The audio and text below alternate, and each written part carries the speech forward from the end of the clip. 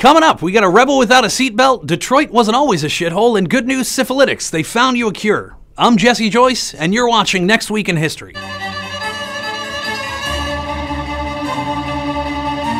This week, on September 30th, 1955, film icon James Dean, best known for his movie Rebel Without a Cause, dies in a car accident at age 24. It's a shame, his eyes weren't on the road, but they did end up on a guardrail 50 yards from the crash. He was on his way to a racetrack where he was competing later that day. When race fans heard the news, they were extremely upset that the fatal accident didn't happen on the track. 1962, James Meredith enters the University of Mississippi defying segregation. Riots erupt, not because he's black, but because people in Mississippi are anti-school.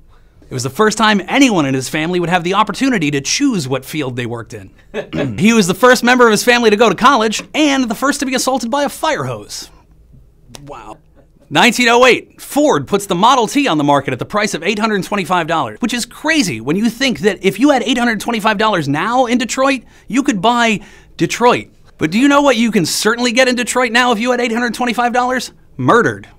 On September 28, 1928, Sir Alexander Fleming notices a bacteria-killing mold growing in his laboratory, discovering what later became known as penicillin. We owe a lot to Alexander Fleming, especially those of us who did a weekend of shows in Columbus, Ohio in 2003 when we were still drinking and a couple of the shows didn't go so great, but then a sketchy waitress named Monica offered to, quote, see where a hand job takes us. So, like I said, we all owe a debt of gratitude to Sir Alexander Fleming. This week in 1849, famed American poet Edgar Allan Poe was found delirious in a gutter in Baltimore. It was the last time he was seen in public before his death. A tradition was started in 1949 where every year on the anniversary of his death, fans of Poe would visit his grave and make a toast with a glass of cognac. Can you imagine if all fans honored the memory of the dead by partaking in what killed them? That's like showing up to Jimi Hendrix's grave with heroin, or Christopher Reeve's grave on horseback, or Whitney Houston's grave with Bobby Brown. This week in 1283, David of Griffith, the Prince of Gwynedd in Wales, becomes the first person to be executed by being hanged, drawn, and quartered. They also set his intestines on fire. The guy who did this, it was the bad guy from Braveheart, coincidentally.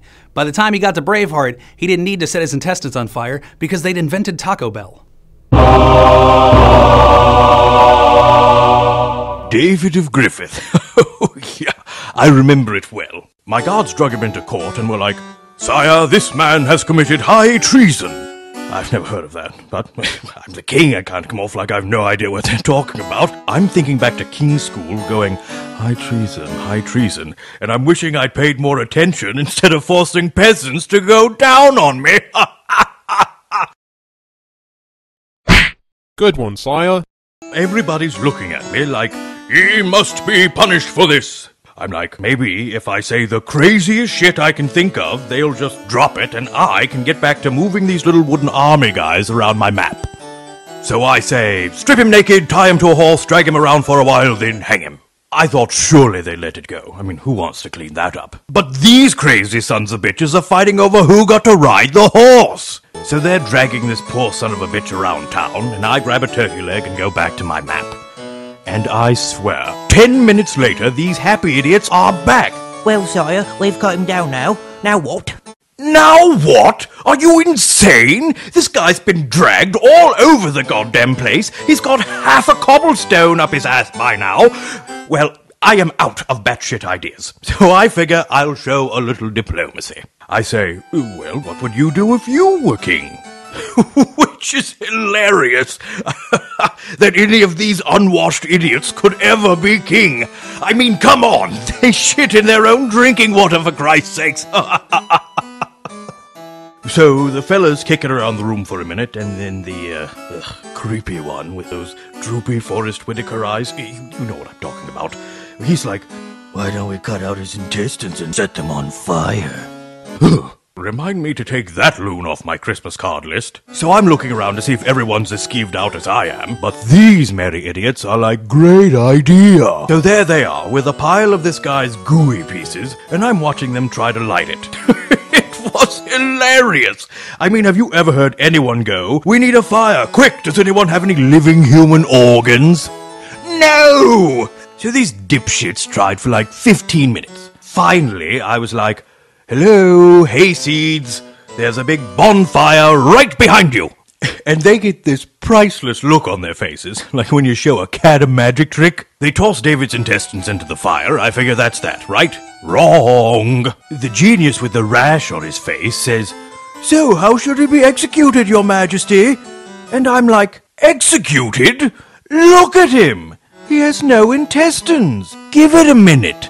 But they practically beg. "Sire, he must be executed for high treason." Fine, you guys make the call.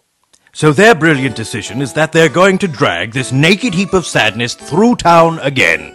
And again, they can't decide who gets to drag him. I watch as every one of these creeps ties a rope to a different limb and take off in separate directions. Now what's left of him is ripped apart like a Jennifer Lopez piñata at the Puerto Rican Day Parade. So anyway, long story short, out of curiosity, back at the castle, I look up high treason. You know what it says? 6 months probation. 6 months probation! But now we've set royal precedent, so now anytime some yahoo in the street is like, "Fuck you, king," I gotta send Lord Dipshit of Asperger's and his band of happy idiots to rip him in half and set fire to his arse pipe. So yeah, David of Griffith, that was quite a day. Oh, hey, remind me next time to tell you about how I once had wolves eat a fellow's balls off for committing mail fraud. It's a great icebreaker at parties. And finally this week in 1187 marked the Siege of Jerusalem by Saladin. He took Jerusalem back from the Crusaders and then moved in. So once again, the Jews got kicked out of their homeland.